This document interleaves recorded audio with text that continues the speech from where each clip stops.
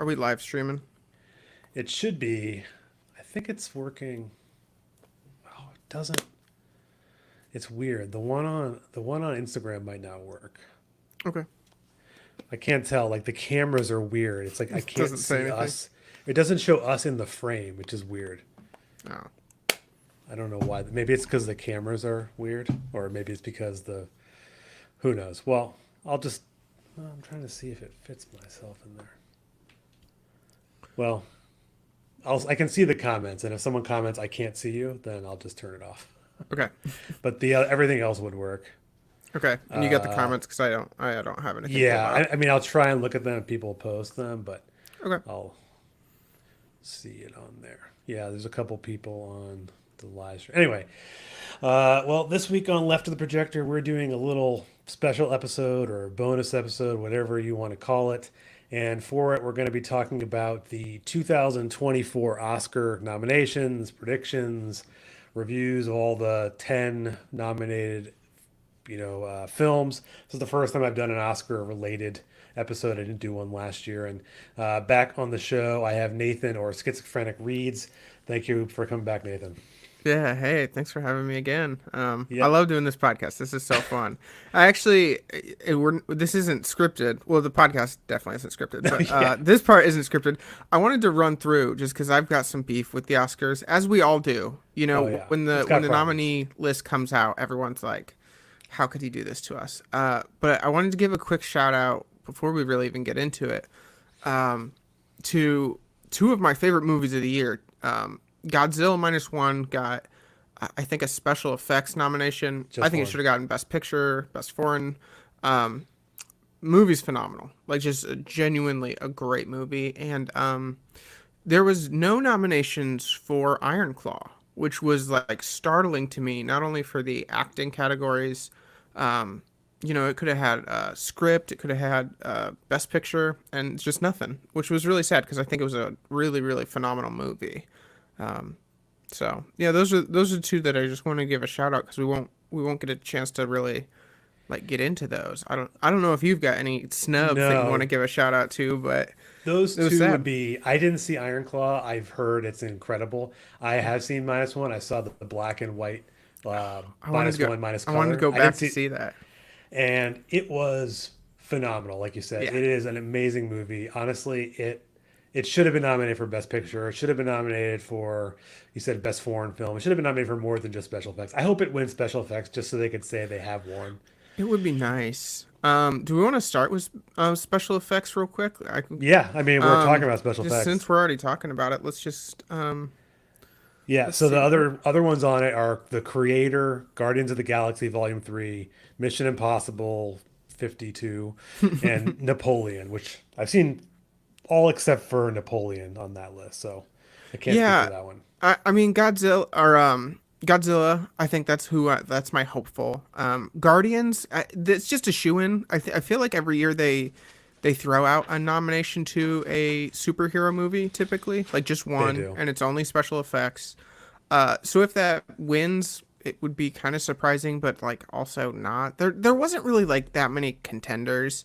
I think Mission Impossible: Dead Reckoning that would be great, just because I mean it is really like a stunning film, like just Yeah. visually. And I mean, I've still always been hoping that they'll do a category for stunt performances because it's phenomenal, and Tom Cruise can walk away with it every other year. I think that'd be fun.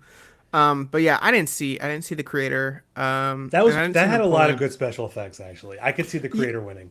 Yeah, I've heard some really great things. It is also part of this, maybe for the main episodes that you do, really do an episode on kind of how we've turned AI and robotics into the good guys of recent cinema, because I think like that's a really interesting thing that we're seeing. But yeah, I passed on Napoleon. I was so psyched for it, and then when literally no one gave it a good review, I was like, I'm not gonna spend fucking $18 going to like I know be miserable for 2.5 hours.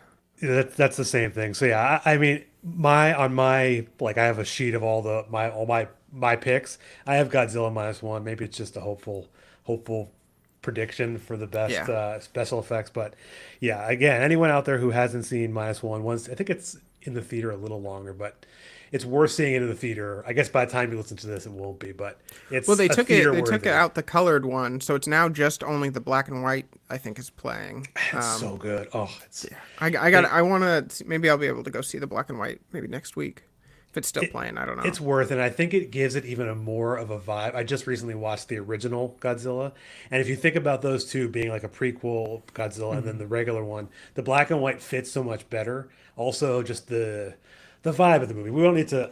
I should do a whole episode on Minus One because that's You should do a like a Godzilla mega episode because there's so much political philosophy in those so. movies. I I actually mean, have if one you don't planned. do Godzilla 1999, Oh yeah. that's pretty deprived of any thought. No, that would not be on my list. But yeah, so I mean, everyone probably knows the best pictures. I'll read through them, and then I think we should Yeah. maybe. I've seen. I think I said 7 of the 10. You've got the full 10. So I think we should Hmm. talk about all of them. In brief, kind of give our impressions, at least the ones we both saw. So, I guess it's alphabetical order: American Fiction, Anatomy of a Fall, Barbie, Holdovers, Killers of the Flower Moon, Maestro, Oppenheimer, Past Lives, Poor Things, and The Zone of Interest. Some of these got big releases like Oppenheimer, of course, and Barbie making billions of dollars. Others got much smaller releases, some just streaming. So there really is something for everyone in all of these movies. My personal Oh no, I won't go through my personal favorite just yet, but we'll talk about all of them. Maybe the ones you saw that I didn't see yet to kind of, American Fiction. You saw it today, right? Yeah, I went. One of my favorite things to do is an 11 a.m. matinee, like on a Saturday or Sunday, and it's perfect because there's like 5 people in the theater, and it's like this is just a nice time. So I went to go see American Fiction this morning. Uh, it's a lovely movie. It's really thoughtful. Uh, you're gonna hear me describe like I wish a lot of these movies were just like a touch weirder than they were. Because there's so many moments where there's like a stylistic choice to represent like the fictional world and the real world of the movie like back and forth together. And I really think they could have leaned into that because those were some of the most like interesting parts of the filmmaking process. But really, what you have is just like a lovely story that is very thoughtful, well scripted, well acted. Everyone in it is just really good. I don't think it has like absolute standout performances like we're gonna get in some of the others down this list. Yeah. And the only thing about this movie that I want to make a note is it was nominated for best soundtrack. Yes. And I didn't get it. Me and my partner, we both walked out and we looked at the Oscars list afterwards, and we were like, well, "How did that get best soundtrack?" Because it was completely unmemorable to me, and like for both of us, and we're pretty movie soundtrack heads, like that's something Yeah. we pay Yeah. attention to a lot. So that was a little weird, but overall, I think it was just a great story, and I think maybe something to do with the marketing because this is like a mass appeal movie. I feel like if it hit Netflix, it could be like a pretty wide appeal. It's really good and Yeah, it was a shame that it wasn't available on like a dual kind of thing because it just one that I wanted to see. I just didn't get a chance to, and it actually had 4 total nominations, so a best five actually: actor Jeffrey Wright, mhm. supporting role Sterling Brown, the music, and then the adapted screenplay. So it got a lot of awards. I mean, we'll save our main predictions for later, but I don't know. I mean, again, I didn't see it, but for most people I've talked to, like good movie, not great movie, probably won't win any awards. Yeah, I would assume it's gonna miss out on every award. It would be a surprise to win in any category. But yeah, it is one of those things. If you kind of just enjoy like a lovely, thoughtful movie. It's I wouldn't go so far as to say it's like really an indie movie because it's got big names, it's got a Yeah. decent budget to it. But yeah, it's definitely one of those things that if you're one of those people that likes to watch movies before the Oscars comes out, like I do, definitely make that one a priority because I think it is a really nice time. Yeah. So the second one again, we'll go alphabetical, and then I think I want to jump because I think we should just because of the Barbie Oppenheimer kind of nonsense Save those and for last. promoting, save those two for last. But Yeah. second one because I just watched it yesterday, and then today I finished it. As Anatomy of a Fall, Mhm. and it's mixed language, so it's mostly in French, but there's a fair amount in English. And it also had 5 nominations, so Best Picture, Best Actress, Directing, Film Editing, and then Writing for Original Screenplay. And I just because that's so fresh in my mind, I really enjoyed it. I thought the acting performances were stunning. I thought as like a drama, courtroom drama, which is not my usual favorite kind of movie, was interesting and kept me interested. Yeah. But I don't think it wins Best Picture. I don't think it's that maybe that level, especially since it's kind of like a one person show with Sandra Huller as kind of like the lead in the whole movie, and then beyond her, it's kind of just like smaller performances. Not like the son was actually very good as well in his role, but I don't know what Yeah, you thought of everyone it. in this movie was really good. It Yeah, was just a consistent movie. It had good pace to it. I thought the screenwriting was really incredible. Like really well, well written in the fact that it's just like it was always interesting and always kept, some twists and turns. And there's a little bit of elusiveness with this script and with this yeah, movie that I think really is what people latch onto with it. I also think, just for the sake of it being a foreign film, I think the way that law in France is just the courts work slightly differently, like lended yeah. itself to being a lot more interesting for like an American audience. Because I think It if this was really like an did. American courtroom drama, like I would have turned it off. Like it's not as exciting. But it was so French, in a good way. Like Yeah, and then what you're talking about, just for anyone who maybe hasn't seen it, I think you can. I don't think you can stream it. You can buy it, I think, on few it's services. yeah, you can rent it now. But the courtroom, like the person who's on trial in this case, played by Sandra Huller, she's in the courtroom where while also the witness that's on the stand is being interviewed or questioned, and they can like almost have like a dialogue between them Hmm. and jump in. So it, like you said, it really does make it more interesting for a Well, and courtroom in TV every movie. courtroom drama in the U.S., the leading emotion is anger. It's like a lot of like lawyers yelling at witnesses and yelling at defendants and all that type of stuff. In this one, it's snark. Like they're very snarky towards each other, Yeah. and it was kind of weirdly delightful to watch that. Also, want to give a shout out to Sandra Holler, who is incredible in this, but is also the lead actress in Zone of Interest, which is Yeah. two bangers in a year. I have to think, yeah, her level of at least Americanized fame at this point is just like nothing she ever thought would happen. Just because I looked through her filmography, it's all French and All German French. language Yep. movies, and the fact that she had two, like I guess, at least industry appeal movies this year is just that's Yeah, wild. we So may as well go jump to Zone of Interest, another one I didn't see, but I've yeah, heard was super powerful from everyone who saw it. And God, it's one of those things we walked out of the theater and we saw this movie in a mall. So we have this like indie theater that's in the mall in Indianapolis, and we walked out and we're just like surrounded by people and we're like this is nonsense. And so we walked to the car, it's in a parking garage. We're driving away from the mall. It's probably a 20-minute drive home, and we don't talk until we've got like 10 minutes left of the drive. Like we just sit in silence, and it's really more than just even like powerful. It's kind of like one of those things that you need to take a breath before you start really digesting it. And I love movies like that. They're hard. They're hard to watch. yeah, This one was a particularly difficult movie. It's not only just edited in a really particular way, but it's also there's a really, I would say, the word I would describe it is like offensive soundtrack to it. it was nominated for a sound. Which I mean, wholly deserves it. It's an incredible bit of not only just sound editing, but the soundtrack on top of that. It's super fucking eerie.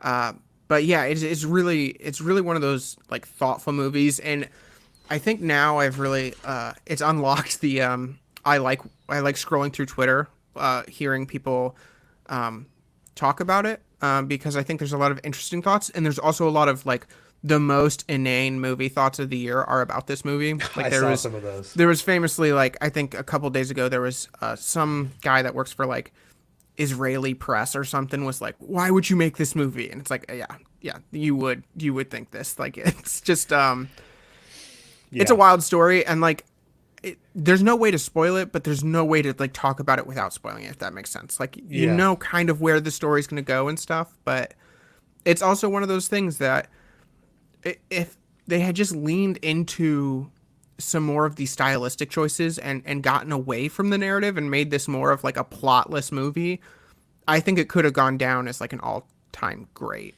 in my interesting. mind, because some of the just the shots in there, like along with like it'll have like a close up of a flower while you hear like a flower on the wall of on the outside wall of Auschwitz is a garden, and it just like zooms in on like the bees buzzing around a flower while you can hear like the trains pulling in, and it's just like it's so fucking creepy and Yeah, just and I think devoid of any heart. and it also got the other awards it got was director. So Jonathan Glazer. Anyone who hasn't seen, he made a movie about 10 years ago, I think, with Scarlett Johansson called Under the Skin, which Which is is phenomenal. I don't think it got much. I mean, maybe within people who like film, especially given that Scarlett Johansson was in it.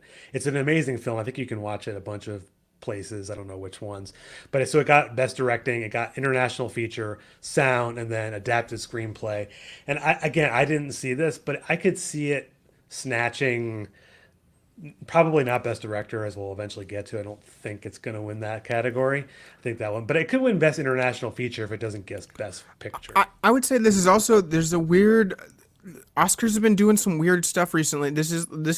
Maybe my dark horse for best picture. Like the one Interesting. that like people don't expect, it would probably be Zone of Interest out of anything, cuz we don't have to go to it next, but there's no way they're going to award Poor Things best picture. Like even though No. like a really great movie, I liked it a lot and there's so many interesting things to talk about.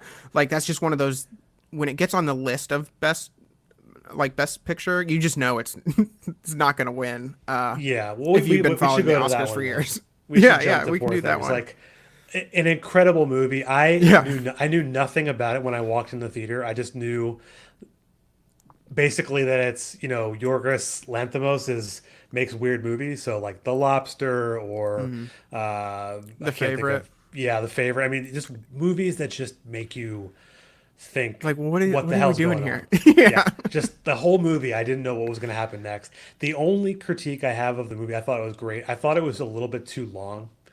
I don't know if you thought that. I felt like it Yeah, dragged a little bit, like I get 15 it. minutes too long. Yeah. But it's an incredible movie. I think it has 9 awards. So Mark Ruffalo for Best Supporting, Emma Stone as actress, cinematography, costume, which was incredible. Again, the directing, film editing, makeup and hairstyling, music, production, writing. So it's got pretty much something in every major category. Yeah.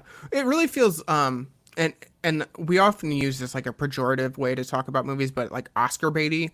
But this felt Oscar baity, not in the sense that it went for Best Picture and it was just so artistic. It felt Oscar baity because it went for so many different directions, like stylistically, like the clothing, the soundtrack. They're all incredibly unique and they all work together really well. But it is absolutely like it's a whole collection of things that there's some movies that go for the Oscar and it's just like and we'll get into it, like Maestro, and you're like, yeah, it's because you're just trying to be artistic as fuck.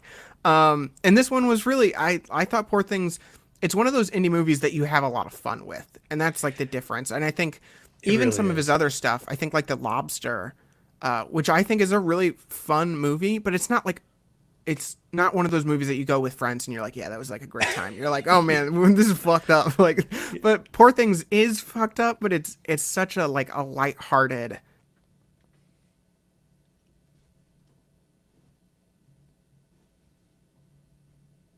gender and feminism that you can like pull from this, but you can also just go to like see a weird fucking movie and have a great time because they do a great job of inserting comedy, but not in the Marvel way. They do a great job of inserting absurdism, but not in a John Waters way. Like it's just Yes.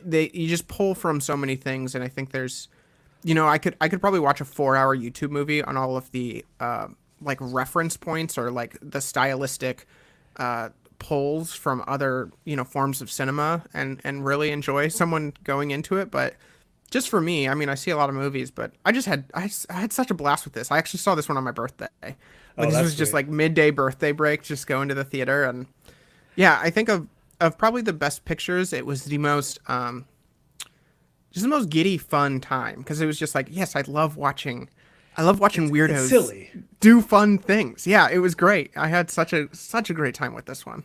I saw it as I did a double feature. I saw the -1 Godzilla, and then I saw Poor Things right after, That's a great double feature. It which doesn't they're make any sense, completely but it's a different. good one. Yeah. And it was just the times worked out. I'm like, all right, I got to see Poor Things. And I thought that the styles in it were very weird. It starts with black and white, and then there's like a Hmm. little bit of color, and then it goes completely to color, and then it's Yeah. the colors are insane, and then the music is insane. I think it will win some awards. I don't know which ones. I could see maybe costume, although it's up against some pretty tough competition there. I mean, I'm not a makeup and hairstyling like expert. It could win something like that because there's lots of interesting, especially if Hmm. you think about the I think it's Willem up Dafoe's against character. Barbie in a lot of those, which is a really rough thing to be up against in those That's true. categories. It's But I true. think either one of those winning, and like the costume and hairstyling and those types of things, like the arts, yeah, I'd be happy with either of Production those because I think, design. yeah, they're both really beautiful things to look at, in just a vibes based thing. Like they've both nailed it. And Emma Stone is pretty incredible in this movie, Yeah. as is Mark Ruffalo. Like, I don't think it's going to win those awards or Best Picture, but it definitely isn't going to win Best Picture, like you said. But it's a movie that's definitely worth watching, and I think It would have been you so should watch it. insulting to not get quite a few nominations. So I'm glad it pulled a lot of nominations. Yeah, like I said, I don't know if it's going to win any. But this is what the internet thinks Saltburn is. Like the internet latched onto Saltburn and it's like, this is the weirdest vibe movie ever. And he's like, no, it fucking isn't. Like there was one that came out 2.5 weeks later that was so much better than so much weirder and so much more Well, I think it's because that was interesting in streaming, right? everything. Saltburn was Yeah, it went to streaming. theaters for like 2 weeks and then it was Oh, streaming. so So that I think that yeah, got more people to see it more quickly, yeah, and maybe you know, eh, yeah. Again, I think it just it's like a meme of some kind, it just becomes a thing. it does. But I guess moving from that to a completely, let's do Maestro because it was my least favorite movie Oh, of by any far of my these least movies. favorite. I was Yeah. just bored as shit. I mean it's the one that's like just no surprise it got a nomination, but at the same time the movie sucks. Like it's not there, Yeah, and I don't say that as like a Leonard Bernstein hater or even particularly a Bradley Cooper hater, which that would be a more fair criticism.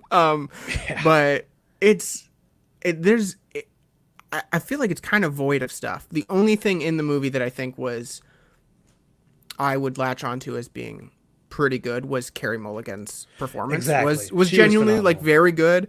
But Bradley Cooper's Leonard Bernstein, he's performing, I guess, but How does he get Best Actor? I don't know if I it's agree not with him getting. inspiring. And really, it's a weird thing where I was so bored during this movie, and then also had the thought of like I could watch a 8 hour limited series on Leonard Bernstein that I would find fascinating if it actually pulled in like the politicalness of his life because Yeah, fascinating American character or American figure, however you kind of want to talk about him, that was involved in so much like liberal and leftist stuff. And this movie kind of just takes the stance that he was just a horny genius. And that was, and not in the fun way that Oppenheimer does. Like Oppenheimer's interesting in that capacity, but Maestro is just, yeah, yeah. it's kind of a mess for me. And it really tried to be so much more artistic than it was with like the constant flipping back between black and white and It was color, Oscar and baity. That if you're gonna it was go so for Oscar a word, baity. yeah, Yeah, it's and just I mean this is like the Green Book of a couple years ago, yeah. and it's just yeah I get why the old heads in Hollywood nominate this shit, but it's not good. It's This not is a movie for something. boomers. It is, yeah, yeah, and they're gonna be mad because Leonard Bernstein was gay, and you're like, who? I don't know why we're doing this again. Like Yeah, why are we going for this? But but to talk it, about a way better movie, well, yeah, there's let's a just bunch of skip this. Yeah. yeah. Let's just forget. If no one needs to talk about Maestro, um, the holdovers, Ah, which I found just delightful. that's the exact word I was literally I was Yeah, gonna say. It's the delightful movie, it's and it such starts a feel off a good little movie. bit. I felt like I didn't know. I mean, I knew the plot of the movie, so as I'm watching, I'm like, okay, how is this gonna go? And Paul Mm. Giamatti is just incredible in this It's movie. such a wonderful performance. I could see him getting the best picture. I mean, he won the. Did he win the Golden Globe? He did, right?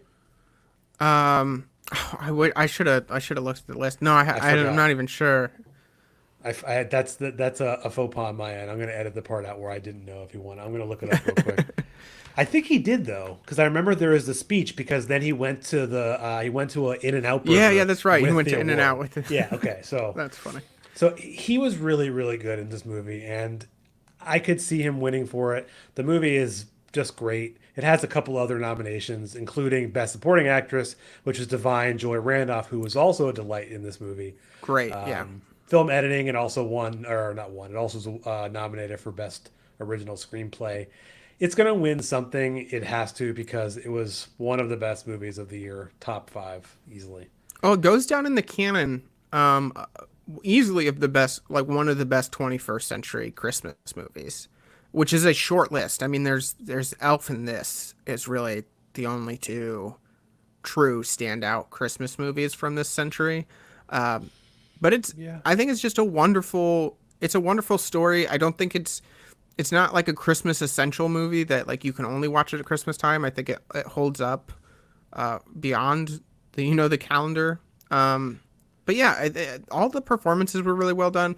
I don't remember the kid. What's his name? I don't remember that actor's name, Um, but he did a good Dominic job. Sessa, No. I think that's So his name. yeah, there was. It's a weird thing because there's almost not that much to talk about with this movie because it really is just like Not much happens, but like it's a character development yeah. type of story. You Well, know, they kind of hit all the nails on the head. Like the costuming is good, the pacing is good, the the writing and the soundtrack and everything just kind of hits in this movie. I think the one thing about it is like it didn't blow me away like some of these other movies did.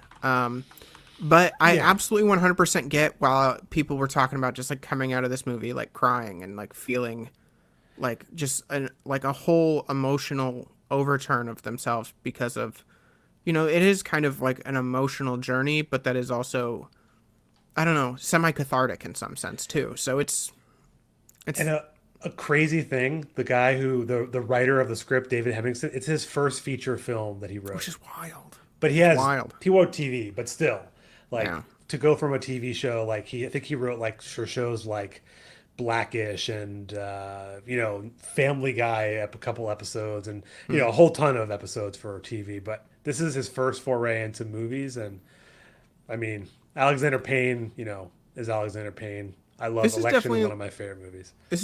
I'm just like looking at the best picture list. This is probably the movie on the list that I think if you're someone that like tolerates watching movies on their own, this would be my favorite movie to watch by yourself on the best picture list. Like I think it's just it'll just hit for you. You can just have a little quiet time to yourself and watch a really good movie, and I Yeah, think you're gonna enjoy it. Like I yeah. would agree with that. It's I watched it on my own, and I think whenever it was on Hulu or something, and it was just a fun movie where you can kind of laugh at the many aspects. It's funny, it's quirky, it's very Boston. If you're so all of the things about it is great.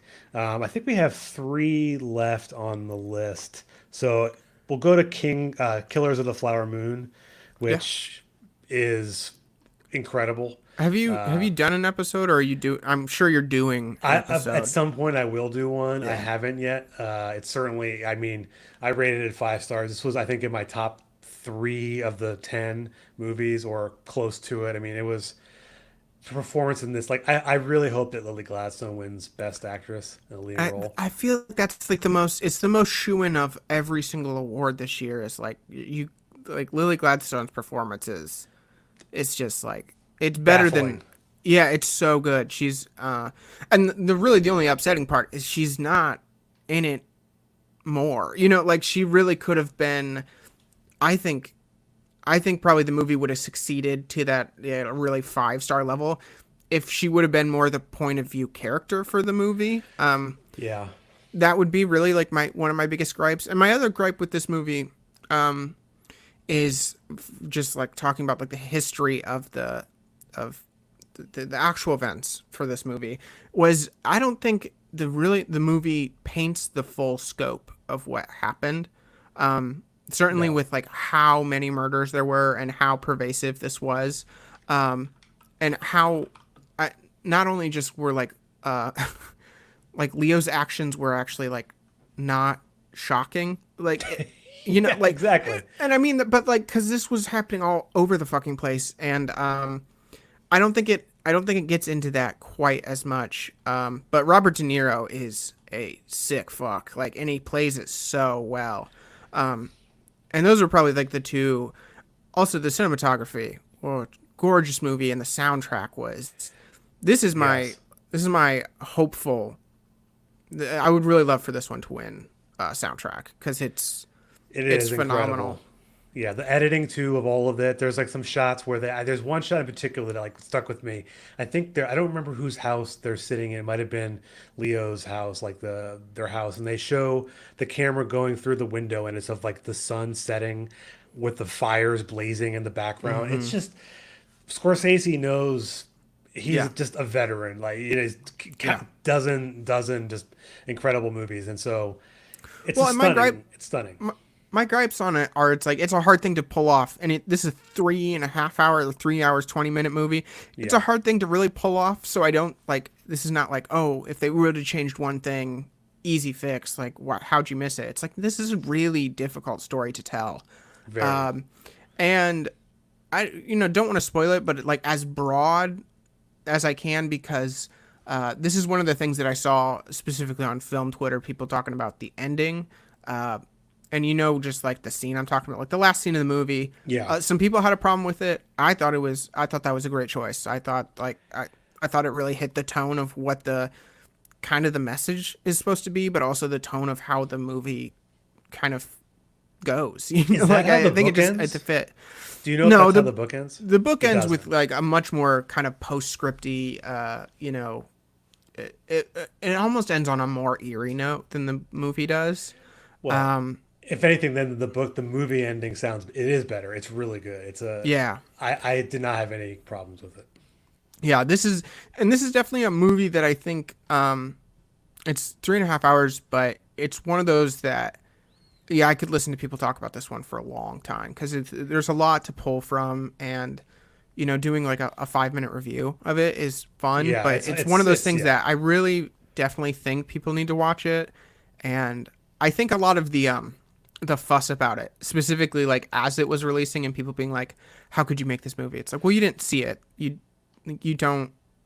I think a lot of people rushed out to have a hot take on this movie without really addressing like what the movie was. So we also and it has a lot of firsts. So Lily Gladstone is the first Native American nominated for Best Actor, and I think also, if I'm not mistaken, the composer is also the first Indigenous nominee for mm, Best Original Song, "The Killers of the Flower Moon." So it's possible that one or both of them could win. yeah, Win. I think those are the two like the strongest likelihoods from me. Like because I don't think this will win Best Picture. I would honestly even be surprised with Best Director. Um, I don't think so either. and I need to pull up the list, but I don't think it got nominated for Best Adapted Screenplay. It did not. Did not, which was that's a startling thing. That's a wild. Um, I don't know how it didn't, but I guess maybe the problems that I had with like how the story kind of was portrayed in some sense, maybe that's a little bit of a part of it. But Yeah. it's a good movie. It's not it's not in like the we're gonna get into, well, spoiler, like some of my favorite movies are coming up in this discussion. So this wouldn't be like my favorite movie out of the list, but it was really well done. And Yeah. um, The only two we have left again are Barbenheimer. So I think we'll go Barbie oh, and first. we've got one more. We got Past Lives. Oh, Past Lives. Okay. So Yeah, let's do Past Lives first and leave the other two. I forgot about yeah. that one. Past Lives is very, It's very, very good. is my favorite, but it like was easily my favorite movie of the year. Um, which is I think it's just a gorgeous movie. It's so thoughtful, it's so thought provoking, and it's so slow in the best way possible. Like I didn't want more melodrama. I never wanted a scene of yelling at your partner or like people sobbing on screen. It was just like so perfectly internalized quandaries of who we are and like all the alternate lives that we could have lived. And to me, like that's when I see a low budget movie, and this is not a mock on low budget movies. Like this is what a low budget movie can be, and it can be incredibly powerful. I just think like to me the upsetting part of this nomination, I don't think it'll win. It would be great, but I could have seen this nominated for multiple categories, and I'm It kind has of two. sad. Yeah, I think it could have gotten a best director. It could have gotten acting from really anyone, Yeah. and it's a little sad to me that it didn't pull more because this Yeah. movie hits for me on every single thing. And as you said, it's a budget of 12 million. So again, they're very small. It's an A24 film, I believe. And it's also crazy that Celine Song, who did the movie, it was her first movie. Yeah. Director debut. I mean, that's like an all-timer for a first movie. And it also is nominated for original screenplay, which I suppose it is possible that it could win that. I mean, the other Yeah, original I would say screenplays that's are Anatomy of a Fall, Holdovers, Maestro, and May December. So Past Lives. So it's it's possible. really in yeah, it's definitely possible. It's in a strong contention. The original screenplays this year were uniquely good, minus Maestro, which I'm confused. Maestro, it's got to be adapted from at least a couple books, and maybe that's why it's not specifically adapted from a singular one. But um, you know, I think we can all just rule out May December. I think the award Yeah. season has kind of just at this point has moved on from May December. The Oscars has, or the Yeah. Oscars typically is just different. But I would love to see this one win a screenplay. But yeah, Anatomy of the Fall and Also, those Holdovers are two, both yeah. tough contenders to go up against because they are really special. Yeah.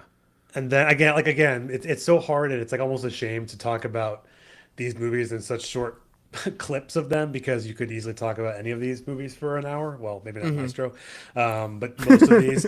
But and then I think we hit the last two. So Barbie, everyone, you can. I did an episode on Barbie. I think it's the only movie on this list.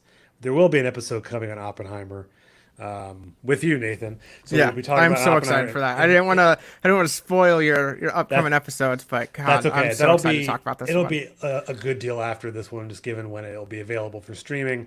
But let's do Barbie first. I mean, Barbie Sure. is a phenomenon. It is good in some ways and maybe disappointing in others.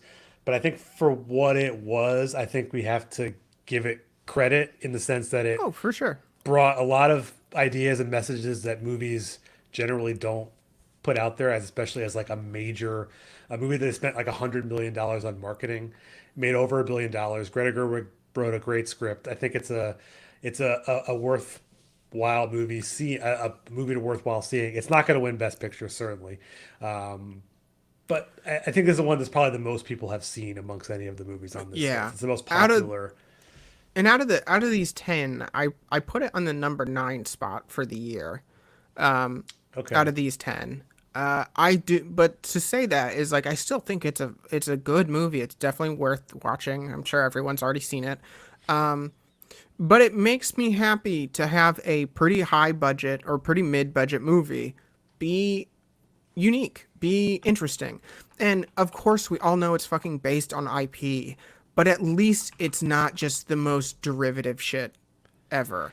It could have been. And I think that's where like a movie like Air, it's only about, you know, like I don't I mean Air was good in its own way, but I feel like we're I in didn't this like care for it. holy grail of IP movies of not even just like superhero thing, but like of technology, of toys, of we had the BlackBerry movie, and which was better than I anticipated it being, mostly because the performances were really fun in that one. But yeah, Barbie is it's good. There's the part about it that's frustrating, and I everyone should just go listen to your episode on it. But there's 1,000 things to say on it, and by saying 1,000 things, I think the movie just needs to be kind of appreciated in somewhat simplistic ways, because the second you start like dissecting it from an actual like real genuine feminist lens, it kind of fucking falls apart. But guess what? It does. It's a movie made for just fun, and Yeah, it's fun to look at. with a message, Yeah. but the message, I think as to point of that is, I think you have to take the message like at face value almost. Mhm. Like this is just what they were going for. They weren't necessarily going for this underlying deeper meaning. We spent an hour and a half talking about Barbie, dissecting the feminism and all that, and we had there's like six guests on it. It was like kind of chaos. But it's again, it's if you take it for what it is, I think it can be seen as a decent performance. I think America Ferrera was nominated as well as Ryan Gosling, both for To me, supporting actors. this is one of the biggest mysteries of all of the Oscar nominations was America Ferrera being nominated, which was a to me a pretty wild choice. I mean, I guess she does have the big movies monologue, which Right. is probably why there's a nomination in there. Um, and then when you look at the best actresses, because I know people were really upset that Margot Robbie didn't get a best actress nomination. When you look at the list, I mean, there's some fucking good contenders in there. So Yeah. that's not it doesn't that's not No. something I got hold up I don't on. even think Ryan Gosling necessarily gets Best Supporting Actor in there with, I didn't see American Fiction, but like Robert De Niro, Robert Downey Jr., Mark Ruffalo, and Poor Things. Like, yeah, I Yeah, mean, I think that Ryan Gosling is a good actor and he gives a good performance for this movie, but I don't know yeah, if it's like Oscar well, not winning, or certainly, but I yeah. don't know. It got nominated for a bunch of stuff. And honestly, I think I wouldn't be really too upset with it winning a little bit of like the artistic stuff, but the production design, I think it would be a great choice for that. It was really fun to look at. It's up against Poor Things, which is tough, but if this movie doesn't win a single thing, it really won't upset me, and I think that's because the one that it feels the most shoe in for is best original song. It has two of them. It has two of them, and I think I'm gonna guess we're both in agreement that the song from Killers of the Flower Moon should win that, because that It one will. is that is Sorry, so it should. special. It Yeah. should. It absolutely should win that, and there's a good chance it goes to "I'm Just Ken," which you know what, it's kind of fun. It's kind of a fun song. I Yeah. like whatever.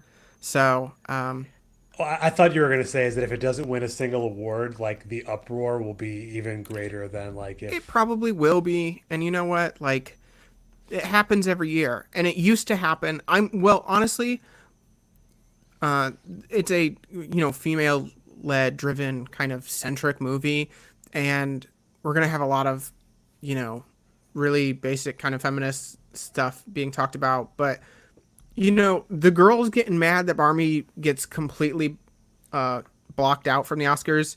You give it to him because, man, just the fucking dude bros over the last several years getting mad that, Iron Man 3 didn't win anything. You're like, shut the fuck up. Like, this is better than anything Marvel's been putting out. So, Oh, like, certainly. yeah, so it's fine. Yeah. I just hope more than anything, Greta Gerwig can keep putting out some interesting things, because more than anything, she's a consistent hit. It's not like I don't think any of her movies are like the most perfect movies, but like every single one is a delight to see. They're great movies to go see with friends.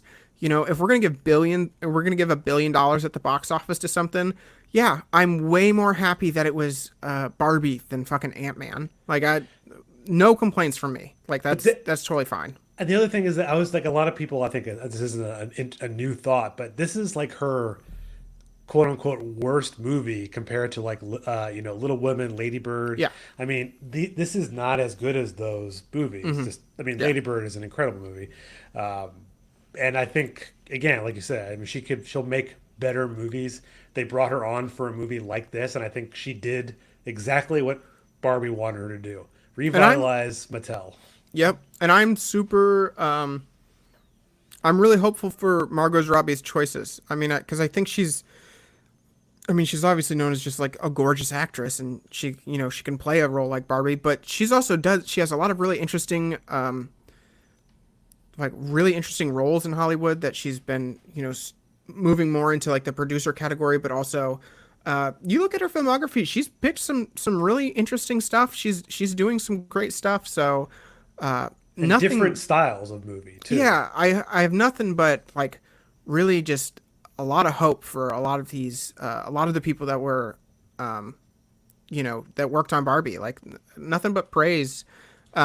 Just to me it's just it was a fun movie. And that's really like at the end of the day I don't want to go much harsher than that or even go much more praise than that because that's what it was to me. It was like it was a good movie. I loved going to see it multiple times. I loved going out with friend groups and because I think the movie landscape we need blockbusters it's just like how people operate. We need those movies, and if they're gonna be more like Barbie movies and less like Batman v Superman, like I actually feel somewhat hopeful about like the future of cinema. Like if that's the case, then like yeah, like I feel okay, but yeah, it's definitely the you know out of the movies that make $1 billion, I've got my the least amount of things to gripe about. Yeah, The as opposed to like last the several seven years. Marvel movies that are on that list. Exactly. So But that had fun leaves with it. one final Best Picture nominee, and I guess I'll just say it because we've gotten far enough. This is my pick for Best Picture. Yeah. I think it would be a what's the word? A surprise to me if it doesn't win. And I think to a It lot of does. It's what people, it feels like. If to me, if Killian Murphy and Oppenheimer don't win, it will be both of those would be kind of surprising to me. it would be upsets. I think for anyone who hasn't seen Oppenheimer, we're not going to spoil the movie, although everyone probably the general plot of the movie is it's He builds a bomb. If he you built a haven't bomb and heard, they hit it. They hit Japan. For yeah. anyone out there, they don't teach you that in schools anymore. But it's I saw it in IMAX, and it's just fucking God, it was great. maybe one of the best movie going experiences I've had in a long time. And I do want to like address the Christopher Nolan fact, and I would like to touch on the directors in a little Yeah, its own section, but I'm not a Christopher Nolan stan. Like I really have not like gone to bat for a lot of his movies. I think he's interesting. I like that he gets big budgets because he really does utilize them, and he does really unique and creative filmmaking. However, this was special. I went in because I went to go see the double feature. I went to go see. okay. I saw Barbie first, and then went into Oppenheimer after that. And I went the opposite way. Oppenheimer first, then Barbie. I fully expected to like Barbie more. Like that was my mindset going into the movie. It was like it's Christopher Nolan. I think it's just not going to be that great, and I was astounded. It was phenomenal. So Yeah. although Past Lives is my favorite movie of the year, if this one gets it for Best Picture, I'd be absolutely delighted. It's really special. Yeah, and I like some of Christopher Nolan's earlier movies more than some of the later ones. I really like Memento and The Prestige. I think Prestige is still, I think, my favorite. I love Prestige. I think it's it's a so great movie. I fascinating. love that movie. I saw it in the theater. It's phenomenal. Memento is very weird It's and very good. Yeah, very strange. And I think then he became known as like the Batman guy because he did the yeah. Batman trilogy. And then you have Tenet and Dunkirk and Interstellar and what am I missing? Inception. So he just has this weird style that's very unique. Hmm. I think it's like a love it or hate it. But I think Oppenheimer, his style lent perfectly for the story he told and how he told it. Again, it's a very long movie. It's what, 3 hours, 25 minutes. It's let's see, 181 minutes. Actually 3 hours on the dot, basically.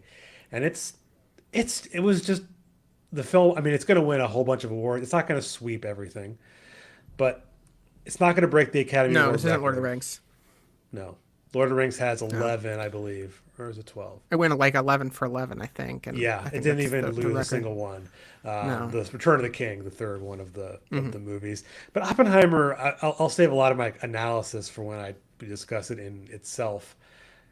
The performances, Cillian Murphy is just he's in my mind that's the best actor of the list. You know. Yeah, I think this movie could. I think the thing is, it could win in any category that it's in, and I would be unsurprised. The only, like we said, the only ones that I will be surprised if it doesn't win would be Best Picture and Best Actor.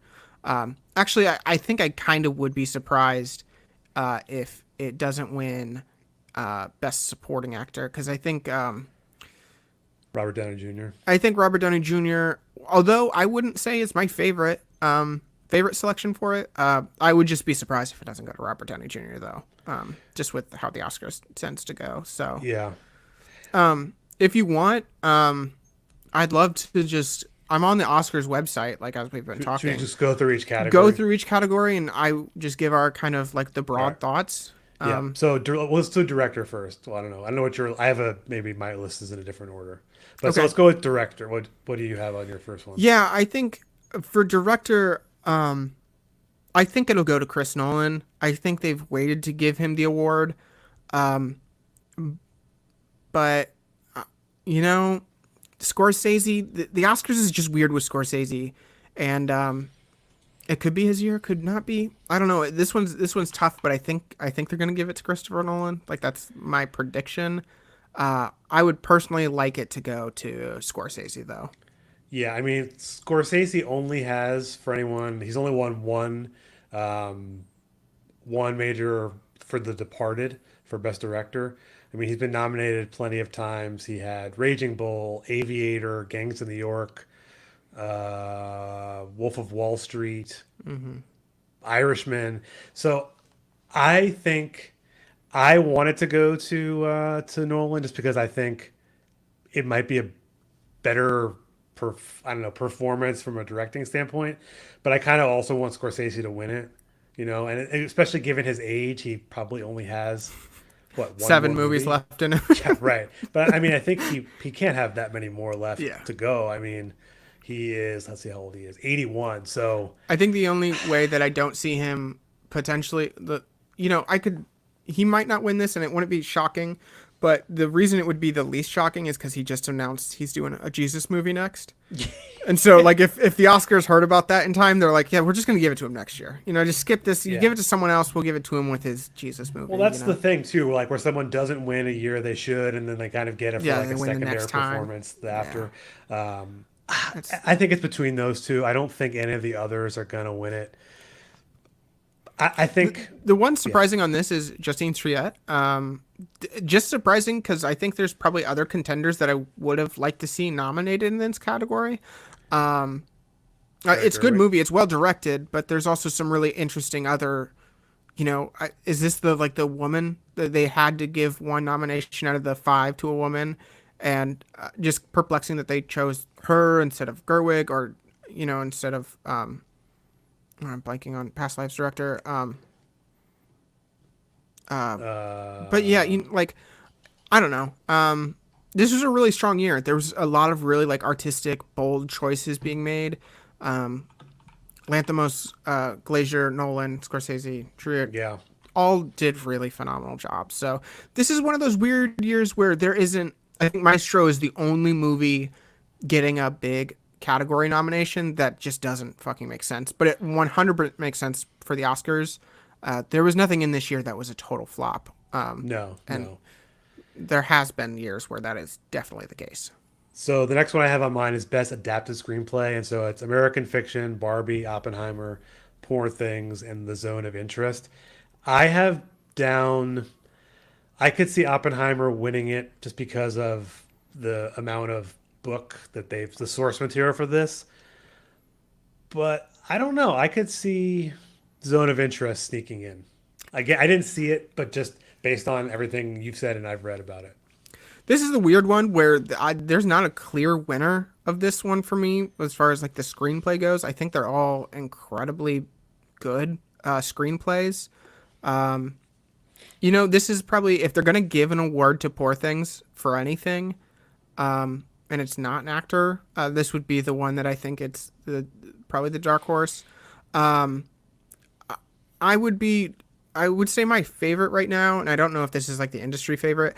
I would say for screenplay, I would say it's Zone of Interest is probably what I think is going to win Because though. it probably will win something, and it could It needs win to for win this one. something, and this is like a perfect category for it. So, Yeah, um, on my list, I picked Poor Things. This I went through and just was like, all right, I'm just gonna not think about it. I'm gonna pick my things. I yeah. put Poor Things down, but I think it could, like you said, be any of them except for Barbie. I don't think Barbie wins.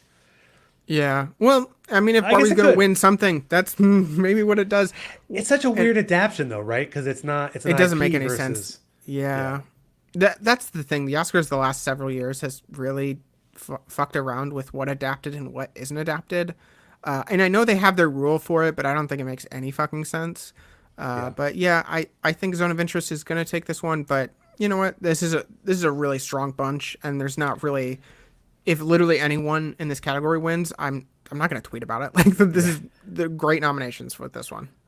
Best original screenplay: Anatomy of a Fall, Holdovers, Maestro, May December, and Past Lives.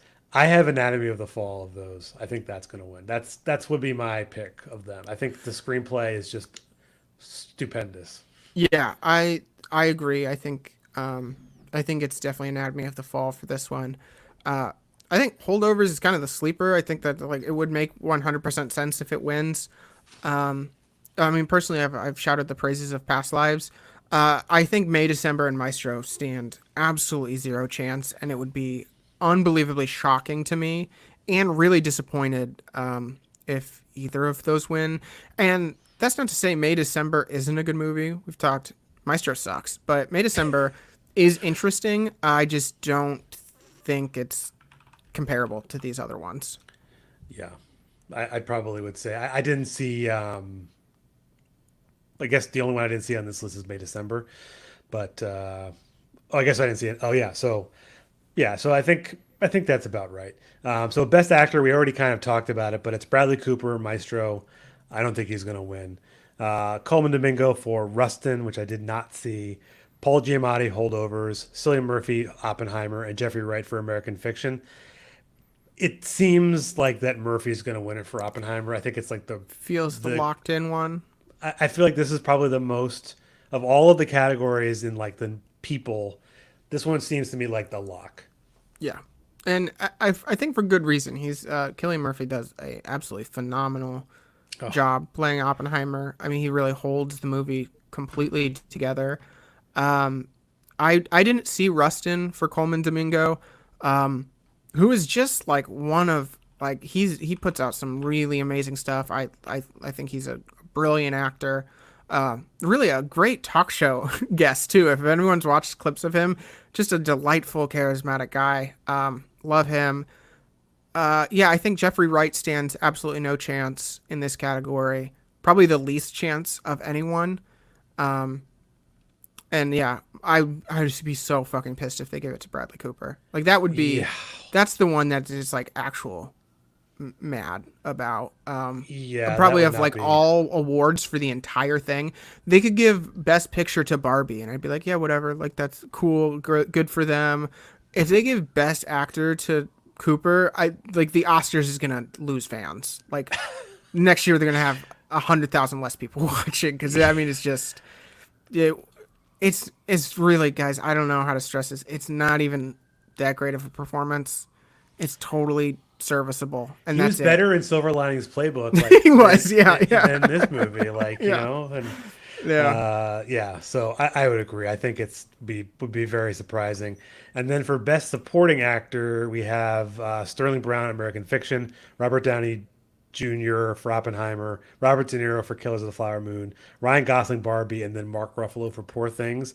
I have on my list that Robert Downey Jr. is going to win this award. That's who I'm picking. Hmm. I could see it being Robert De Niro. I kind of can't imagine it's going to be Ryan Gosling.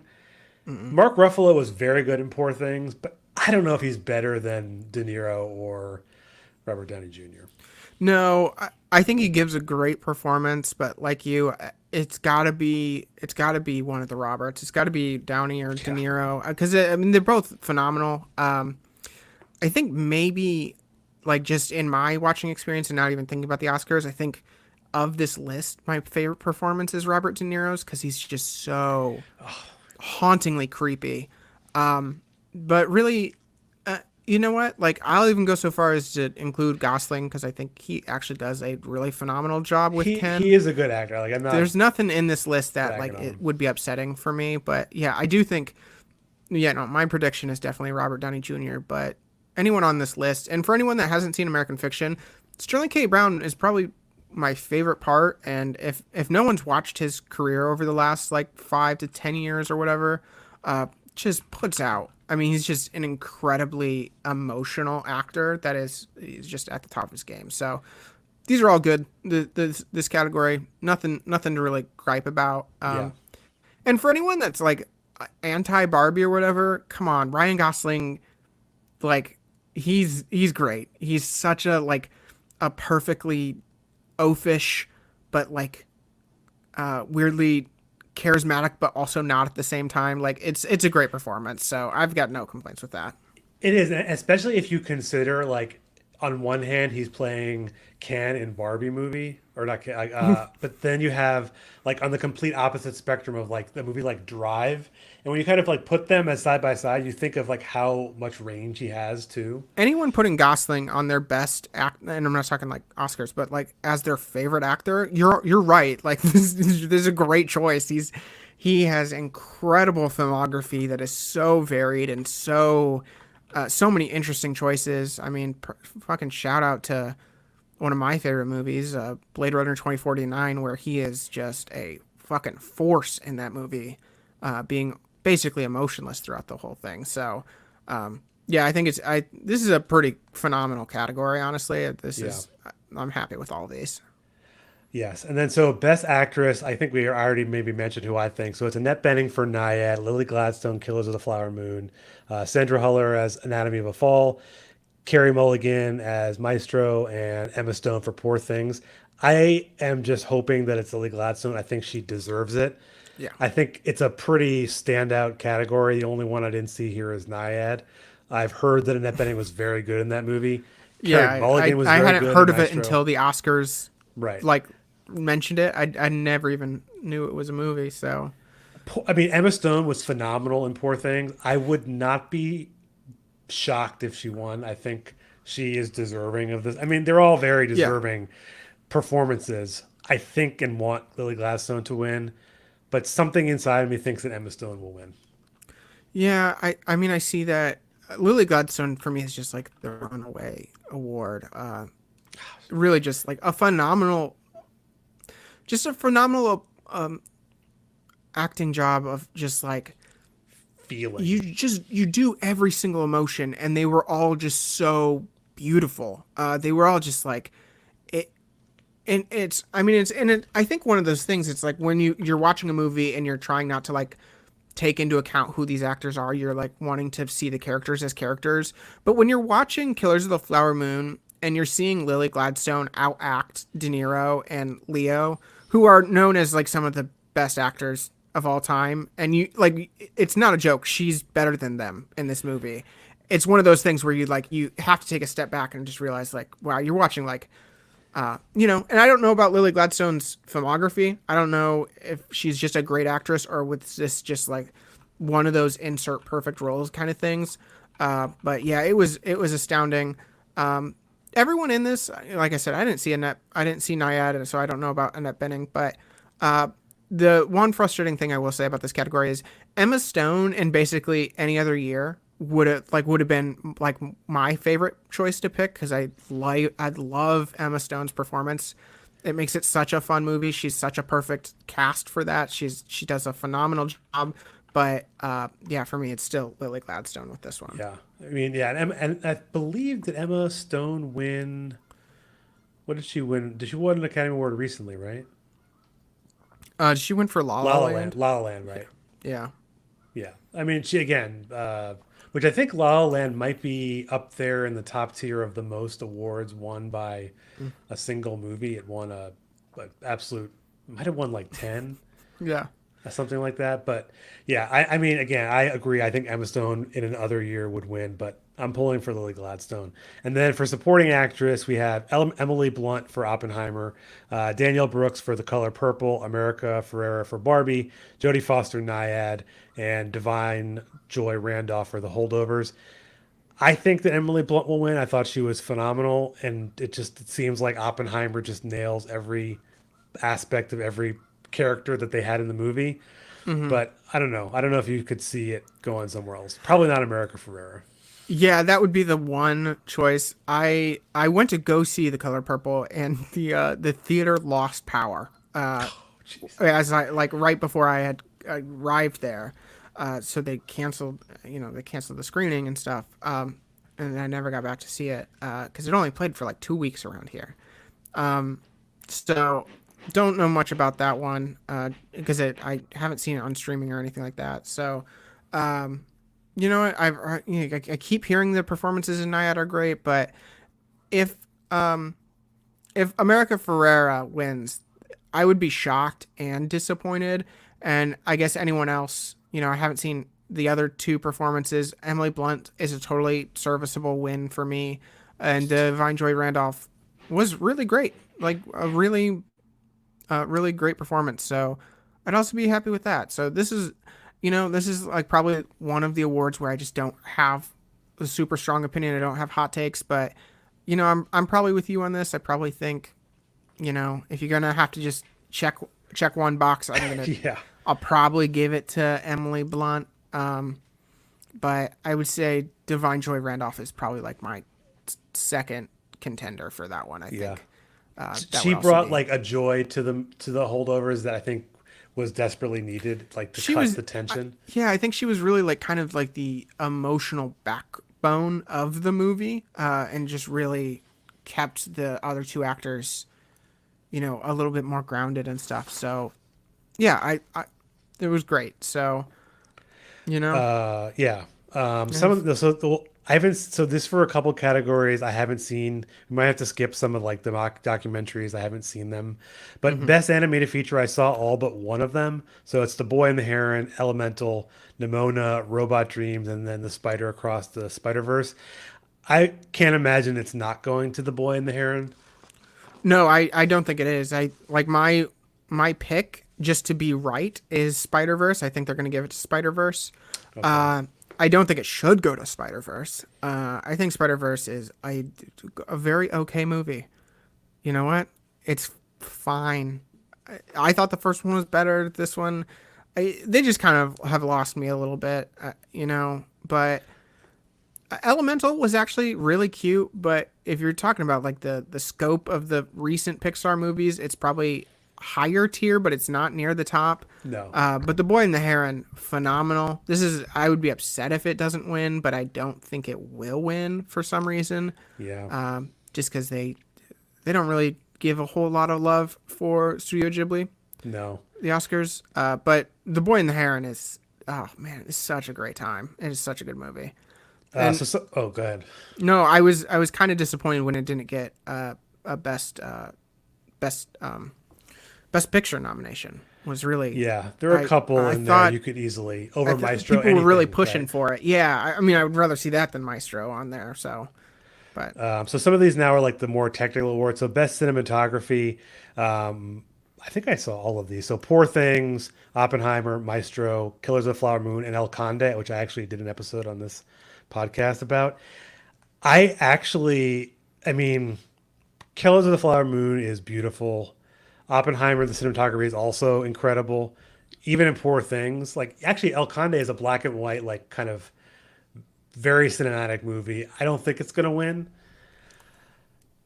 I mean, I don't know which one. I don't know. This is like maybe not my forte to pick cinematography.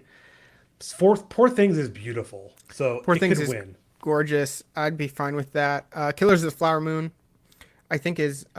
I wouldn't say it's the favorite. I think Oppenheimer is probably the favorite in Yeah. this category.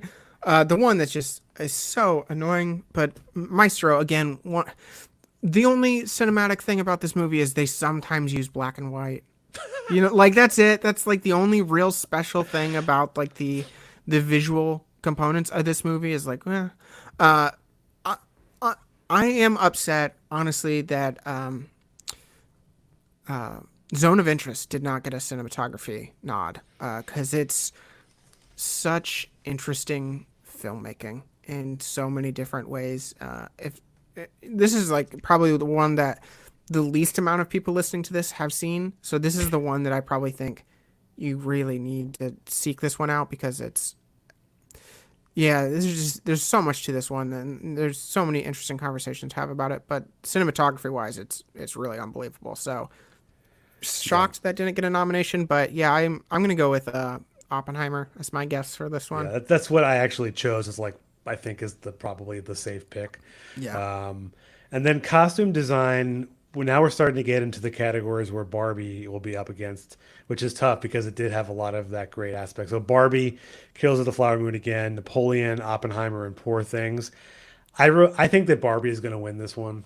I think so too. I think they have to give Barbie a win just because of the blockbuster component and the cultural component. And this is where I think they're going to give it to him. And I'm not saying it's undeserved. I do. My favorite in this category, though, is Poor Things. Yeah, I think it's the beautiful. costuming of Poor Things was just like unbelievably fun and good and interesting. But zero part of me would be disappointed with a Barbie win here. That's my pick for what it's going to be. And if it is, I'm more than happy because it is really well done. Like that, the costume and the set design of Barbie is to me probably my favorite parts because it's just a great movie to look at. Like It it's visually directed is well and it's stunning. visually so fun. And certainly they're like lacks they just didn't rely on a lot of special effects with this one, so it is like visually satisfying to look at. But just shocked if Napoleon somehow pulls a Yeah, win. Just I didn't that see it. I mean, I've seen a lot of the costumes from trailers and stills, but but that's it just it it's doesn't. It's generic been done period like so piece. much, right? Yeah, Like that yeah, kind of costuming. It's not unique. Like mm-hmm. you could dip it. I mean, not to say it doesn't mean that it wasn't historically accurate in all of those aspects. Yeah, Which, not to take away, I'm sure from the nature, but I don't think it's probably going to win. I'm going to yeah. skip best documentary feature and documentary short because I didn't see any of them. I should see some of the I'd like to documentaries. at some point go out and try and watch all of these, but I have not. I haven't seen a single one on the documentary list. So Yeah. I'd like to amend that, but I haven't seen any of them. So then I'll go to film editing, Anatomy of a Fall, Holdovers, Carols of the Flower Moon, Oppenheimer, Poor Things, kind of a similar theme. I think this for me is Oppenheimer, especially given just how visually all of the cuts and everything and is just amazing. But I could see I can't imagine the Holdovers would get it. But I could see Poor Things sneaking in I maybe. think and this is film editing's that one weird thing that I think people have really strong opinions on, and I think like the the the artisticness of film editing is so highly specific that I don't feel like I really understand all that goes into film editing. So this is definitely one of those awards I shy away from ever really giving strong opinions on because it's just like talking out my ass and being like, yeah, this was paced well. It's like Yeah. no, it takes a lot more of like there's so much more technical skills and thought and as the process. I would just based on my vague knowledge of this, the technicality of this, I would like to see it go to Poor Things. I think that's what deserves it. Oppenheimer would be a great choice, and Anatomy of Fall would also be a great choice. But Holdovers and Killers of the Flower Moon would be perplexing wins to me. But like I said, those are all those five. They're all great movies. Everyone should see those movies. So, you know what? I'm not gonna. Yeah, this is another one of those things. I'm not gonna tweet about that. I'm not gonna have a Yeah. hot take on film editing. Well, I think when it comes to these two, I mean, especially when you think of like Oppenheimer and Nolan, his style of the way that the cuts happen, Yeah, I think especially in Oppenheimer, just visually, it captivates you, both the cinematography and how they put it yeah. together. So for that reason, again, I am not an expert, even close to giving an expert opinion. From my novice brain, I would say that Oppenheimer is a good one to choose. It's Yeah. Oppenheimer. It's probably going to Yeah. win 5, 6 awards. So Yeah, that wouldn't be surprising. I think this is the safe bet if the Academy would like to award Yorgos Lanthimos movies an award, but not try and make it a big deal. This is the category that they're going to give it in. To me, or either that or costuming. And so, yeah, I'll pick Poor Things as my selection, but yeah. I think Oppenheimer would be a great And addition. then the next category, I only one of these that I am really even that familiar with. It's the best international film. So the zone of interest is from the United Kingdom. There's a bunch of others in here that I have not seen, so I can't really give a take at all. I haven't seen any of these. Yeah, So I've seen Zone of Interest and Society of the Snow. It should go to, well, the weird thing is like the Oscars has a tendency when a movie gets nominated for Best Picture, an international movie gets nominated for Best Picture, it doesn't typically win Best International for some reason. I don't know why that's a weird thing that the Oscars does. So I actually don't think it's going to be Zone of Interest, even though it would make sense. I'm just going off of like what they do. So yeah, I'd throw out a random guess to like Perfect Days out of Japan. I thought Society of the Snow was a really well done movie. I thought it was really good, but it wasn't really a standout for me in this year of movies. Um, so, but that's also, I don't know a ton of international films from like across this year from all over the world. So, um, you know what? Obviously, my favorite that I've seen out of the two is Zone of Interest, but this one's just a whole thing. I don't know. So yeah. I I know. I think guess I've seen that too, where a movie is international and it if it doesn't win one, it's not going to win the other either. yeah. And then, so best makeup and hairstyling, Society of the Snow, the one you just mentioned out of Spain, Poor Things, Oppenheimer, Maestro, and Golda. I have down Poor Things. I've seen only three of the five, but just given how beautiful the makeup and the hair and everything in there, again, this is one where I have virtually no experience or knowledge of anything. Just it's beautiful in Poor Things. I think they could really give it to Society of the Snow for this one. Okay. That wouldn't be surprising to me at all. I do think Poor Things is pretty much locked into this one. That's my pick for this. Um, but yeah, that's it's another low stakes category because I think Yeah. generally people did some good job. I know it'll cause a fucking stir if Maestro wins for makeup and hairstyling because of the fake nose controversy. So, you know, like, just hope it doesn't because I'd rather just not see 1,000 tweets on it. That's all. That's all I'm really gonna Uh, say about that. Best original score, we have American Fiction, Indiana Jones, Dial of Destiny, Killers of the Flower Moon, Oppenheimer, and Poor Things. The thing about John Williams, people were mad he got a nomination because Indiana Jones was a lackluster movie, and whatever. I won't fight you on that. I had a nice time with it, but who cares? I don't. It's an Indiana Jones movie, but John Williams is gonna get nominated. People, like, don't Always. get mad. John Williams, of all people that the Oscars just throws a nomination to, it's always gonna be John Williams. So like, people were pointing out other movies that should have been. You're right. You're technically right, but it's John Williams. Like, He's got sorry, like it's just, an incredible amount of yeah, nominations. it's just, what I would be upset if he wins it. That would be the thing. Yeah, I don't know about that, but And this is like the thing. Like I said earlier, American Fiction is a mystery to me how it got nominated for this category. I think there were better ones. Um, I think they're going to give it to Killers of the Flower Moon here. That instead would of be the other one, that would be my instead of song. oh yeah. Yeah, this is a score. I still actually wouldn't be surprised if it goes to Killers of the Flower Moon here.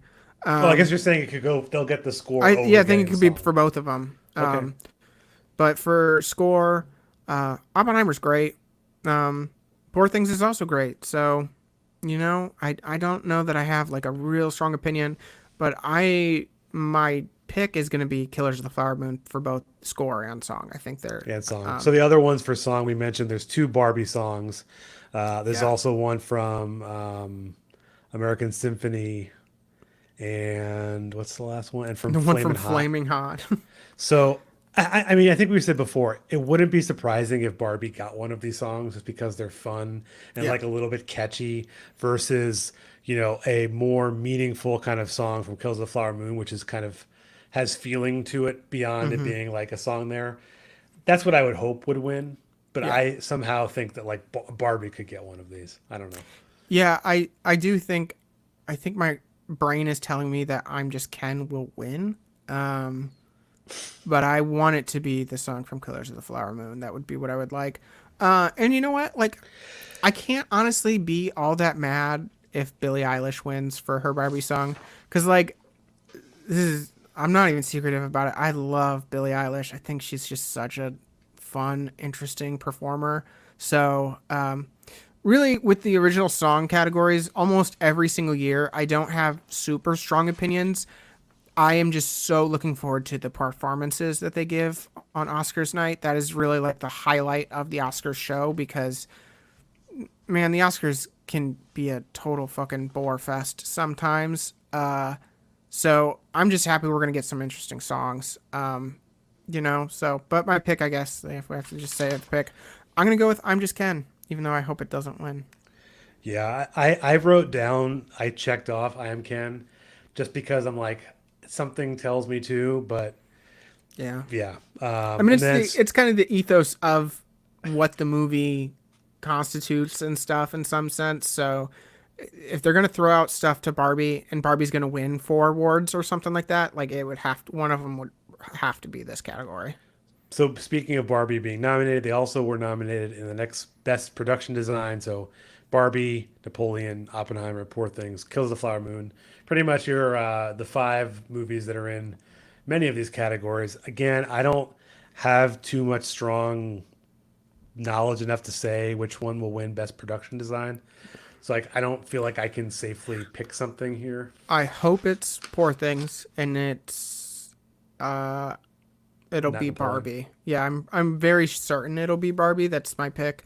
I hope it's Poor Things. It'll probably be Barbie, which wouldn't be upsetting. But yeah, that's I don't know. I don't have a lot of feelings on this. Other than how did Napoleon get thrown in here? It's just because like European castles they gotta give a nod to, I guess. Like whatever, but I don't know. This would be Poor a Things great is award for beautiful. Barbie to win though, because it's really they did such a great job with this.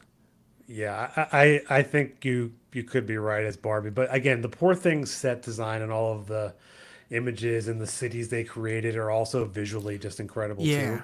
They have a yeah. similar kind of concept of these like just I don't know how to describe them without having seen them really, but they just are both just they both without either of those things the movies are just don't work. Even though Emma Stone is great, even though these other Hmm. movies, yeah. So I could see either one of them winning. We got sound on here. Best sound. That one's Creator, Maestro, Mission Impossible, Oppenheimer, The Zone of Interest. This is one of those things where like Mission Impossible could win. Yeah, it could. This is the one category where I will be genuinely upset if it's not Zone of Interest. Like this is probably one of the awards that I think like righteously should only go to one of these selections. I didn't see the creator. Maestro has some like they do a really good job at like capturing the performances. That is like one of the exceptional parts of this. So if they're gonna give anything to Maestro, it'll probably be this. However, Zone of Interest, the sound of this movie is the entire movie. Like that is why this movie is so phenomenal. And it's so well done. So this is the one thing that like, you know, I would say Oppenheimer's a better movie, but like you know, if the award doesn't go to Zone of Interest, I don't know what the fuck they're doing. So I'm gonna pick that just because I think they understand that as well. But my sleeper one for this is definitely Maestro. Is like that would be it would be so unsurprising, and it would be so upsetting for them to do it. But yeah, Zone of Interest. For any people that like, I don't know, seek out movies like The Sound of Metal and stuff. You seek out movies like uniquely for sounds and soundscapes. You have to see Zone of Interest because it's a wild time, and if you can, obviously go see it in the theater just because you're going to get so much more of the atmosphere and like the better sound quality. So yeah, Zone of Interest is just in probably any category of just like technical skill, this is the most astoundingly good one of anything to me. Is Zone of Interest sound is just it's unbelievable. It also, just as I was Googling before, Zone of Interest won the best film at the London Critics Circle Award. Mm, Not that I don't know that there's any, because it won that one, it will be, likely to win anything else. But clearly, it's seen as obviously all the awards that's been given. But I think that the people in the know will deservingly give it probably what it some yeah. more than a few awards. I think Zone of Interest could shock people and get quite a few awards because it is very much a I don't mean this in a vapid sense. It's very much a Oscar Beatty style movie, but in an actual deserving way. Like we talked about earlier, Maestro's entire thing is Oscar bait and in the like mockery type because it's just not very good. But Zone of Interest is actually like they go for a lot of the tones and the oeuvre that you want to see out of Oscar stuff, and it hits. It's really well done. Zone of Interest also won the Music and Sound Technical Awards at that Yeah. same Best London Critics Circle Awards. So it's going to be up for a bunch of them. I think the only one we didn't talk about, visual effects, which I think we're both on the same page. We minus want it one, to be Godzilla. That's the clear, that's the good choice. That's like the world is or I'm all. boycotting. Yeah, it would be like the right thing for them to do. Um, However, I'm just throwing it out. It'll probably fucking be the creator for some reason, for some unknown reason. And I'm not saying it's not a good looking movie, but It was good. Creator's good. they have a tendency, Oscars does, to like with the visual effects category of just give it to something that has a lot of very serviceable special effects. And I think the one thing that's leading away from Guardians of the Galaxy is that just no one gives a shit anymore. Like I honestly don't think the Oscars even needs to pander to Marvel at this point because just no one cares. And you know what? It's perplexing to me how Napoleon got so many nominations. I know it missed out in the major categories, but yeah, I don't really see it happening here. But the good righteous choice, it's Yeah. definitely Godzilla minus one. But I think I saw all of the ones on that list except for Napoleon. I think like Mission Impossible, as far as like the visual effects, are also pretty amazing. Like all the stunts that that Yeah, Tom Cruise did. I think you maybe said at the beginning, like it wouldn't be shocking for them to win that, but it's Godzilla or nothing for me. yeah, That's I feel the same way. The Speaking of Mission Impossible, it's a fun movie. It's great. But they treat Tom Cruise movies aside from Top Gun, which like it's its own thing. Even in Tom Cruise's like filmography, it's a wonder of a movie. Maverick was, but his movies, his big action movies, they always get a couple nominations and they always lose out. Like that's just kind of what they do with Tom Cruise action movies, and that's just what I expected this one too. yeah. It's just like, yeah, we're gonna give you a nod because you did a great job and it's really well done and blah blah blah, but we're just gonna pass it over with actually like awarding it anything. Yeah, that's about right. I mean, it's yeah, again, those are like fun movies, but not maybe Oscar worthy. Yeah. I think that's every category. I didn't do best short animated or best short live action just because I haven't seen them, Mm-hmm. so I don't want to pick. I would like to see some of these other ones. You mentioned some of the like the documentaries. I'd like to see some of these just Yeah. to kind of, especially I if they're know getting awards, nominated, they're probably worth watching. if anyone is like loves going to theaters, I know a lot of indie theaters, like we've got a Landmark here, which there's like the chain of landmarks. They typically around the Oscar time, so it'd probably be early next month or something, or late this month, I guess. They might have a day when you can just go see like four or five of these things, or they'll have Okay. a day where they show all short films. So if people want to go see those things, just keep an eye out on the your indie theaters because they're the only ones that you're going to be able to go see this stuff of. But that's been one of the things I've wanted to do for a long time. Is one of the theaters around me does like a day and they show all the short films. They show all the live action and all the documentary and all the animated, and you just sit there for like 4.5 hours, and they just keep playing them back and forth, or back to back, and that's like I'd love to go do that. So, Yeah. would you want to give a little special shout out? Wes Anderson got a nomination for The Wonderful Story of Henry Sugar, which I thought was really fun. And I guess, a special shout out to Wes Anderson because I don't think he got a single nomination for Asteroid City, which is not my favorite Wes Anderson, but Wes Anderson is maybe not my favorite actor or favorite director, but he is one of my favorite directors simply because I'm so glad someone is just doing a thing, doing something unique, and we need more people, honestly, like Denis Villeneuve and Christopher Nolan, and Wes Anderson. Like we need a lot more stylistically heavy things, just because I think people got to go see those because we got to stop just funneling money into like the superhero landscapes, and these Please. guys are the only thing showing the industry that these things can be profitable.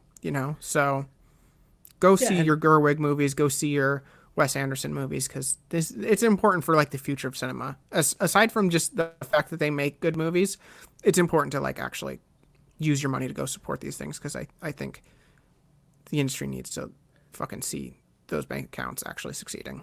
yeah, and I think I had this open before I closed it. Some of those smaller movies, the independent movies that have been nominated for Best Pictures, they did pretty well as far as, I mean, I know Godzilla wasn't nominated, and I know it's kind of a major studio in Japan, but it made a crap ton of money in America. It made Yeah, $100 million. Again, I'm gonna talk about Godzilla minus one forever because I absolutely loved it. There's some questionable things in it as far as politics are concerned, but that's a whole different story. As a movie yeah, itself, it's just yeah. please go see minus one. Yeah, and See a anyone, bunch of these. at some point you'll be able to do an Oppenheimer Godzilla double feature, and I think that would be a worthwhile Ooh, all day Saturday thing for people to do. that would be a good one. But yeah, as far as movies goes, I mean, really, like I just want to I'll probably leave it with this. The only thing that I really think people should see Zone of Interest, but if you passed on Past Lives just because it is a romance and it is quiet and it is indie film with not a lot of budgeting, I can't stress to y'all enough just how much I loved Past Lives. I just think it's a phenomenal movie. It's made directly for who I am as a person and how I like think and view things. So yeah, Past Lives is just, I mean, to me is just, it was the runaway favorite of this year, and yeah, I want to give a little special shout out to that one. Yeah, I would say of these, of the ones that you've talked about that I haven't seen, I really want to see Zone of Interest, especially Hmm. all these wars and technical wars that probably just makes it a great film. As far as all of the ones I saw that were nominated for Best Picture, just purely those, I think the one that I enjoyed, like I walked out sort of just blown away, was probably Oppenheimer. But then I think a second to that would probably be just because, I guess, from theater going, blah, I can't say. Poor Things was just fun. Like I just had like it Hmm. was an enjoyable watch. Yep. A lot of these I think are movies that you won't need to see in the theater. You could watch Poor Things at home. You could Yeah, watch, I think so. Past Lives at home, which the holdovers. They're not like you don't need like the big screen to enjoy Hmm. them. But yeah, I think again support. Definitely support your local indie theater if you have one where you live. Certainly No, see when some we of do these smaller movies. when we do our episode on Oppenheimer, I will watch it at home and like on streaming service Yeah, because I'm gonna need to like really slow it down and get some thoughts together. But I will. I know going ahead of it. I love that movie. I think it's absolutely phenomenal. But I know I'm gonna be so disappointed watching it at home because it's one of the best like movie going experiences I've ever had. Like when it people talk is. about like going to go see like Endgame in theater, um, which I was one of those people. I watched all the Marvel movies in theaters, and so when I was actually in the theater to watch it, it was such a fun experience because people were so invested in it, and so I got that like, wow, this is a cool thing to go see, in the theater, and like I'm not watching it at home, but Oppenheimer was that same thing where like in the theater on that opening night, it was just something special. Like there was just magic in the air, and the movie fucking hit it out of the park. Yeah, there is certainly something to be said about that. It'll be interesting to see how well if it's streamed a lot, people really like it. I mean, it was especially given the popularity of it generally, Yeah. it probably Well, will do really well. Nolan is re-releasing, I think in 2 weeks or something. He's re-releasing Tenet I into might go see it. IMAXs. So I'm definitely gonna go see it because I'm curious. I did see it at home when it was like released on VOD. I didn't like it, but I'm prepared to see it in a new light, So on some streaming. people have said, like in retrospect, it actually is maybe better than at I'm the like time. anticipating that to be because when I watched it, I was like, this is just fucking nonsense. Like, I just didn't like it, and it's not like I mean, it was maybe too smart for me. One of those movies, one of those like you feel like it could be too smart for you, but it also feel like it doesn't. You know, you can still just be upset. Like even if it is too smart for me, like I don't care to like dissect it. Yeah, yeah. But yeah, I don't think we've kind of. I think we've gone through everything here on the every award, everything. So go watch your independent movies as we've been talking about. But Nathan, again, always a pleasure to have you on to talk about movies. This is talking about lots of movies, so it's fun. Yeah, thanks so much for having me. I love doing these conversations. So anytime you need, little hot takes on cinema, I'm always here for it. So thanks so much for having me, and audience, I can't wait to get to rant to y'all about Oppenheimer. Yes, that's going to be a good one. And once it's out on streaming, we're waiting for that so that more people will be able to see it, so we can watch it again. And we have another guest on who I think Nathan you've met. He was on my episode on Citizen Kane. He's a historian and Yep. he's read, and so I think it's going to be an interesting discussion, not just on the movie, but also about the historical aspect of the time. Yeah. So, well, thank you so much, and I can't wait. I can't wait for the Oscars. It's a big day in my household. We have a big party, and by big party I mean we buy too much food and watch it. Me and my Yeah, I partner was going to say just that's about have a movie. great night together. Awesome. Well, you can listen also to Nathan. You have a podcast on books, and you can listen to this podcast in all the same places you can listen to that podcast. And we will catch you next time.